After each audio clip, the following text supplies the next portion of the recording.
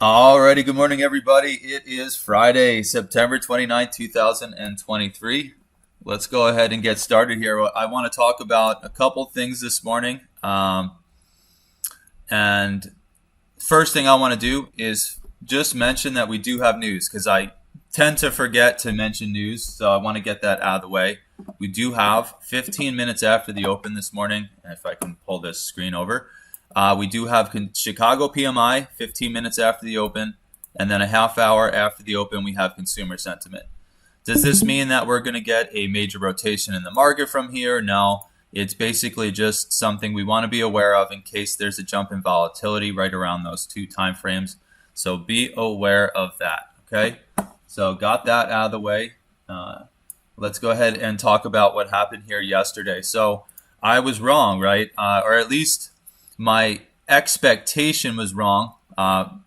We did set some conditions for yesterday, and I want to go back and look at this. And actually, I want to bring up the higher time frame. So this is a great kind of teaching moment. This is the topic of our weekly webinar from yesterday. I don't think there was a lot of people here because I didn't really give you a specific time that I was going to do the webinar. I just everything worked out perfectly with what was happening in the market and the topic that I wanted to talk about. So let's look at this real quick. So this will be a synopsis of the weekly webinar, and I want to get this higher time frame up if I can pull this over. So give me 1 second. I don't know why there's so much trouble getting to this other screen. There we go.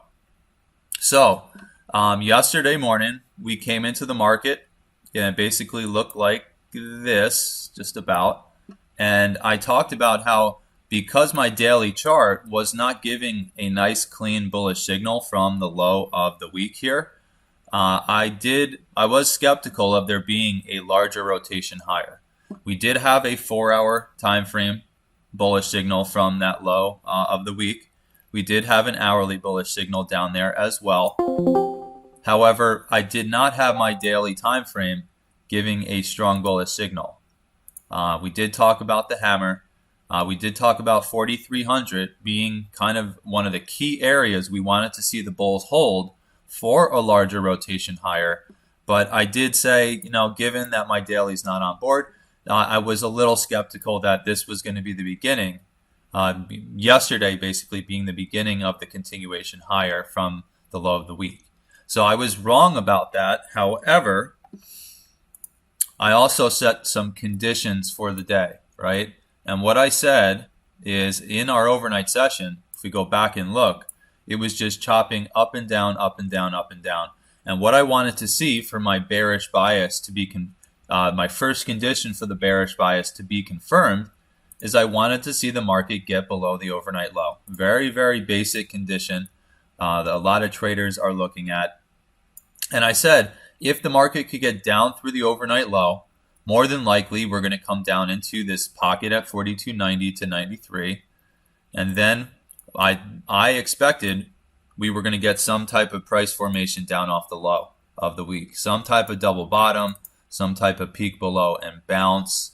Maybe we were going to come down into the next support area, get a bounce, and then we would have a nice daily bullish signal from the retest of that low. That's kind of what I was expecting. But what happened, if we jump into the shorter time frame so we can see the details here, is there's the overnight low. That is the level, I'm pretty sure. Yeah, if you bring it back, overnight low is right here. The market opened, and let's go ahead and zoom this in. The market opened, popped right into VWAP. There was our bearish opportunity of the morning, right? So a great opportunity with a bearish bias to get short off VWAP, and you would have gotten yourself a nice 10, 11, 12 point push before the rotation occurred for the bulls. So there was a good bearish opportunity out of the open. There was a good bearish opportunity off of the 200. Of course, didn't quite get anywhere, but did hold nearly to the tick.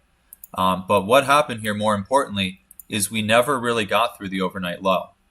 So that was my first condition for my bearish bias. It didn't quite occur. We came down just a couple ticks through the overnight low. And then what started happening is we got back through 50% of the day before, or I should say the market the price on the market got through 50% of the day before, it got through the VWAP, and then started to trend higher. And so this was kind of a clue by about, say, 25 minutes after the open that maybe that whole bearish bias that we had coming in, or at least the bearish bias I had, was maybe not going to work. And that's why I jumped in at that time and did the weekly webinar right here at about 9:30-ish. Right around 9:30, I came in and we had held 50% of the day before. So what happened was the market held overnight low, which was what we wanted to see the market get through to the downside. Then it got through to the top end of VWAP and pulled back and held 50% of the day before on that pullback. So I started the weekly webinar and we talked about having biases, having specific lines in the sand, specific major support and resistance levels, and using those levels to then see what happens when price tests, and using that to kind of update what our bias might be for the day, given what levels are holding, right? Pretty basic stuff. There's not rocket science here. But we did have our weekly webinar. I warned everybody that all the signs were no longer for the bears to push lower, but for the expectation of maybe this holding for a larger bounce out. And right when I finished the webinar, this red line up here is the high of the overnight session. We were looking to get outside of, remember when we did our pre-market here, get outside of the high of the overnight session or the low of the overnight session, because it was a total chop fest. And so right when I finished the weekly webinar and I told you guys that this type of stuff was happening and it was a clue that it probably was then going to change phase and go ahead and pop higher, and bam, right after the webinar, right as we were finishing, we broke out through the overnight high and we got this nice bullish follow through to the upside. So that's basically what happened yesterday. Expectation for a push lower. And then when the push lower did not occur, and let me go back here, and the market couldn't get through our line in the sand, we started to actually hold and continue to push. And there were some great holds off of the 200 after the fact. So as we're waiting for the market to get through the overnight chop fest, you probably could have been patient, because we did come up, test right into the high of the overnight session, pulled back off of it, kind of like what happened out of the open off the overnight low. But then it held the 200 on the pullback, and then we got the pop, right? So after that occurred, look at how many opportunities you had with nearly zero risk to jump in off the FMA on this very strong move, basically never breaking by more than a couple ticks. And then finally we get the deeper pullback and it holds the 200 nearly to the tick. So you had great opportunities once the breakout happened to jump in, take on very limited risk, and capture this 10, 20, 30 point bounce.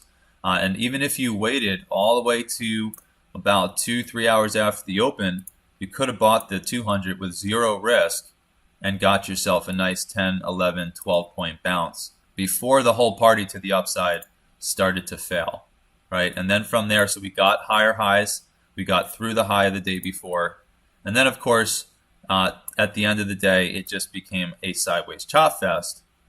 But the breakout did finally happen. We did get through this overnight high right here and basically hold it to the upside, right? It's kind of interesting that we had all this resistance in the market right around this overnight high, chop, chop, chop, chop, chop, broke through and then pulled back at the end of the day and bounced off of it nearly to the tick for this, again, second pop at the end of the day.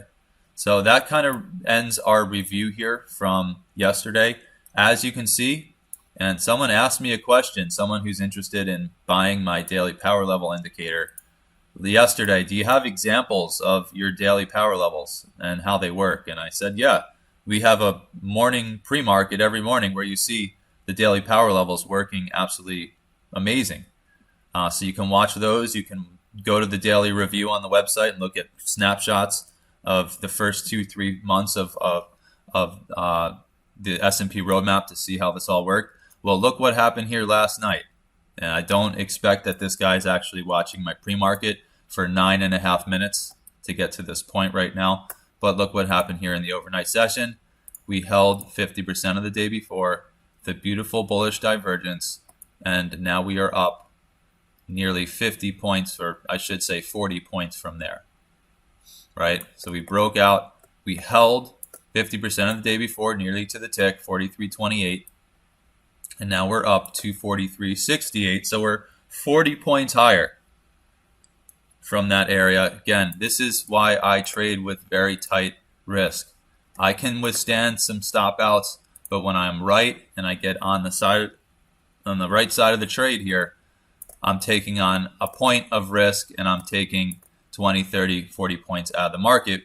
Again, considering how many contracts I'm trading and maybe adding in as it's pushing in my direction, that could turn into a 30, 40, 50, 60 point trade when you add everything up. So that's why I love these levels. And then you even had an opportunity last night on the pullback to buy the VWAP. And we talk about these setups every single morning in the overnight session. Pull back to the VWAP, to our scaffolding level, and even a beautiful 38 to 50% retrace, 50% to the tick. 38 was VWAP there, all within a couple ticks of each other. And you could have rode this whole market all the way up through the overnight session, even held the 200 on the pullback with a couple ticks of risk, came down to 43.49.5. You could have got in at 51.75, a whole point and a quarter of risk, and captured the continuation this morning. So all great stuff. This is why I love trading this stuff.